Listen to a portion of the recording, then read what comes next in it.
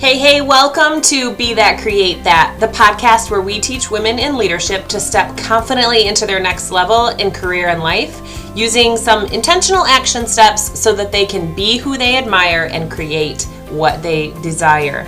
I'm Trian Top. I'm a leadership performance coach, inspired working with women in areas of all leadership and personal development. A true personal development junkie because I have seen the shifts that have happened in my life and in the lives of my clients and teams with these types of tools applied. I believe happiness equals progress and fulfillment is then the result. So I know with small intentional actions in leading ourselves every day, we can make the impact we'd like to see in the world around us through leadership and influence. In this podcast, you're going to hear everyday leadership lessons from my clients, my teams, or my own experiences that have improved communication, culture, collaboration, ultimately creating a ripple effect throughout our networks. So let's get started and let's get intentional.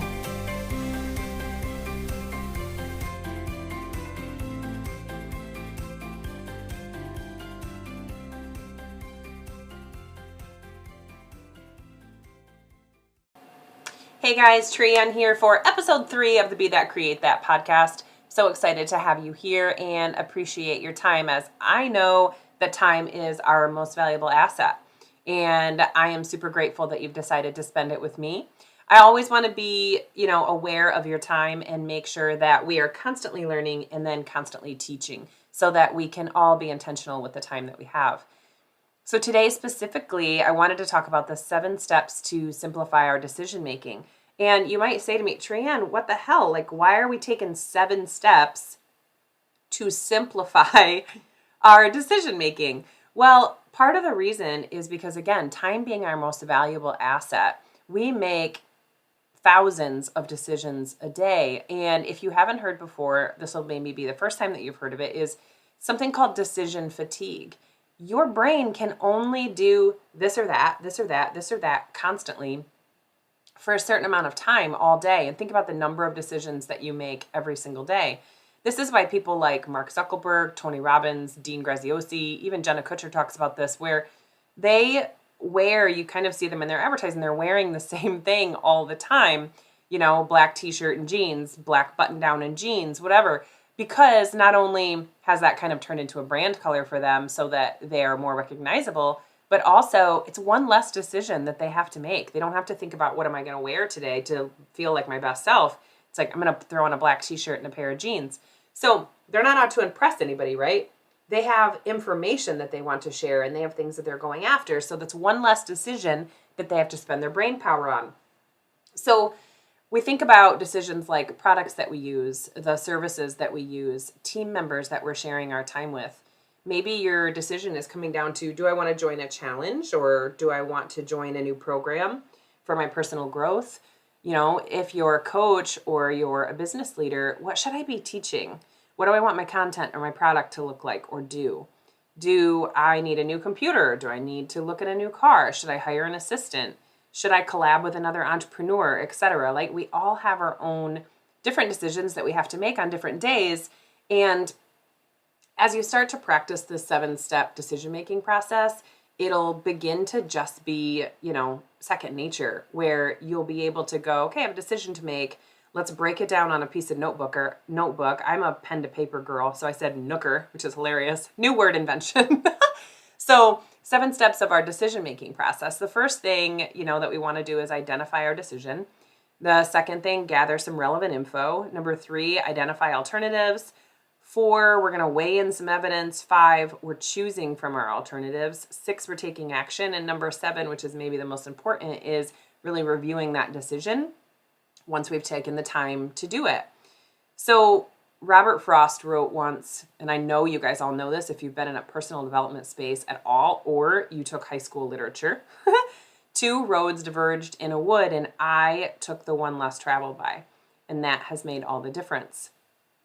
Unfortunately, not every decision is as simple as, let's just take this path and see where it goes. That's not the way that it works, especially when you're making a decision related to your business or your team. And don't you agree, that when you are first starting off, every decision really feels like it's a make it or break it. And whether you are managing a small team or you're the head of a large company, your success and the success of your company depends on you making, quote unquote, the right decisions and learning really quickly from the ones that did not work out the way that you were envisioning.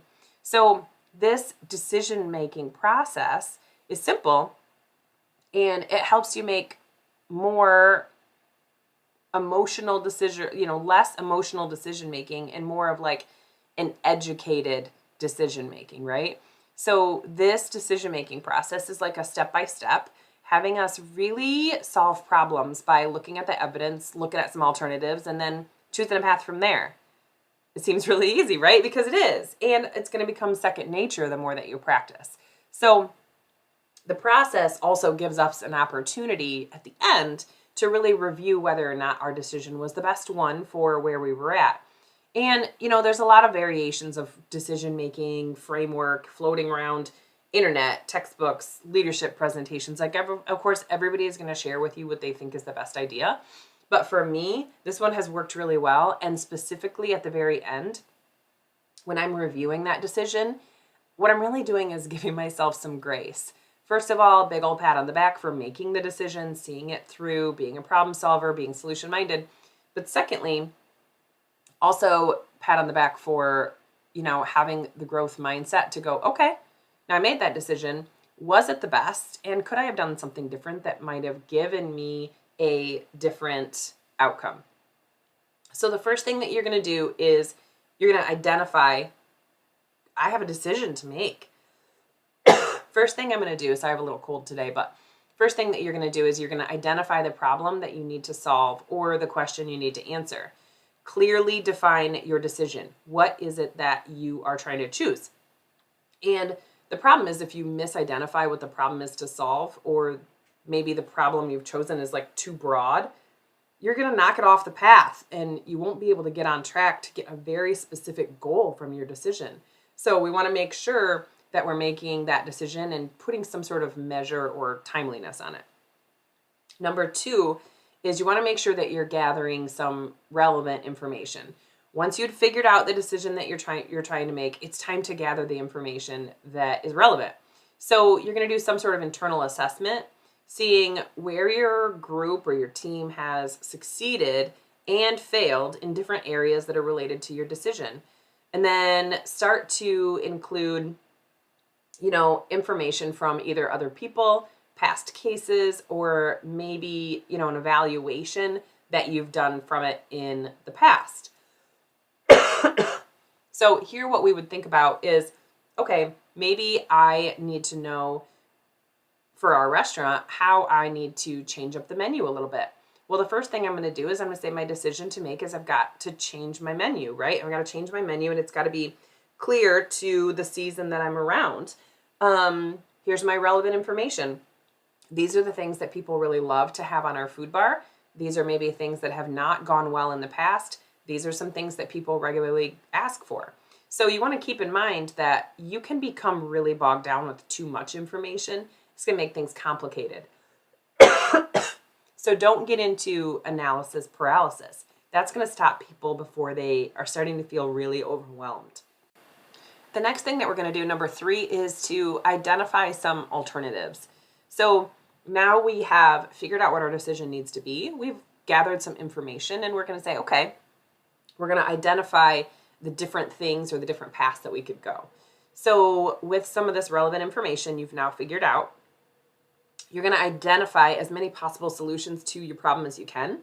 And then usually there's more than one option to consider when you're trying to meet a goal. For example, if your company's trying to gain more engagement on social media, your alternatives could include paid social, maybe a change in your organic strategy, or maybe a combination of the two. For us, we would identify different alternatives. In my example I use about the restaurant is, different menu items that we'd like to put out. And are we pursuing things that are more seasonal or things that are people's favorites? And then we would have to go from there. So number 4, we want to make sure that we're weighing in the evidence. So once you have figured out maybe multiple alternatives, you want to look for the evidence for and against each one of those alternatives. So, maybe see what different companies have done in the past to succeed in those areas, or maybe what you guys have done in the past to succeed in those areas, and take a really good look at your own group's wins and losses. Identify some potential downfalls or pitfalls for each of the alternatives and weigh those against the possible rewards. So if I were to go this way, what are some things that could be a big boost for us? If I were to go this way, which things could be pitfalls for us, right? And then you just have to weigh those two sides and decide which direction that you're going to go. Now, number 5, you're choosing among those alternatives. So here's the moment where we go, okay, this one, the pros definitely outweigh the cons, even though I know the cons are there and I can counter those, right? So for us with the food bar thing again, I know that food cost has gotten astronomical. So if I decide to change up some recipes or take some things off of our selections, what could be the possible outcomes from that? And how am I going to make sure that those things don't go negative? How do I make sure that I'm going to keep them in the positive to make sure that this is a good decision for us? Number 6, we're going to finally take action or implement. So this is probably my favorite part of the decision-making process, because I'm like, okay, I've made a decision at this point, right? I want to go in this path and this way is going to work and I just know it, right? So once you've made your decision, act on it. I understand that intentions feel really good and really exciting and it feels like you're, really on to something, but without the action, your intentions mean nothing. So we have to make sure that we are implementing. Develop a plan to make that decision tangible and achievable. You kind of come up with a project plan related to your decision, and then you assign those things to different people that are on your team. If that's something you're not sure how to do, you're like, I've got this huge project I need to do, Trian, and I want to believe in my team and I need to delegate it and get it off my table. I've been there, done that, totally understand. So if you feel like you're in that position right now, reach out. I mean, I can completely help with different project plans. If you've got something that's on the table over the next couple months and you just need help chunking that down, I'm really good at figuring out what's in the gap there. And finally, number 7, okay, you've done it. You've implemented it. You've given it some time. And this is key. Give it some time and space. Now's your chance to, number 7, review your decision and really evaluate what your outcomes were. So after some sort of predetermined amount of time, give yourself a timeline here, which is something that you did in step 1 of that decision-making process where you really took an honest look at how long you were going to let this decision fly. So first of all, did you feel like you solved the problem or answer the question? Did you meet the goals that you set out for this project or this change? If so, take note of worked really well for your future. If not, let's look at that. We're not going to call it a mistake because you tried. Mistakes are proof that we tried, right?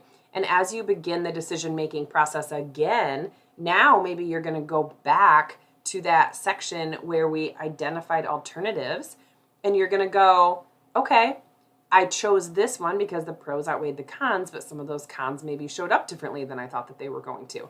So remember, number 7's our favorite because it gives us that growth mindset. What could we do to be even better? What could we do to see some progress? Okay. So bonus here, depending on the decision that you're making, you may want to use something like a mind map, or, it's going to kind of look like a sports bracket, depending on how many alternatives that you are seeing as solutions for your problem. So you can also create, that classic, like I said, pros and cons list. Clearly highlight whether your options are things that are necessary and they are too much of a risk, right? So if it was helpful, maybe share this with friends, family, have them follow the podcast if you would like. We would be super appreciative of it. If you want help with something like a mind map, let me know and send us a DM. The best way to get a hold of us is through either Instagram or LinkedIn. All of the socials, we are at @TreeOnTop or hashtag #BeThatCreateThat. You can definitely find us through that. But I would love to help you guys look at some of these decisions that you're making for your business and your team so that you can feel confident in what you are doing moving forward.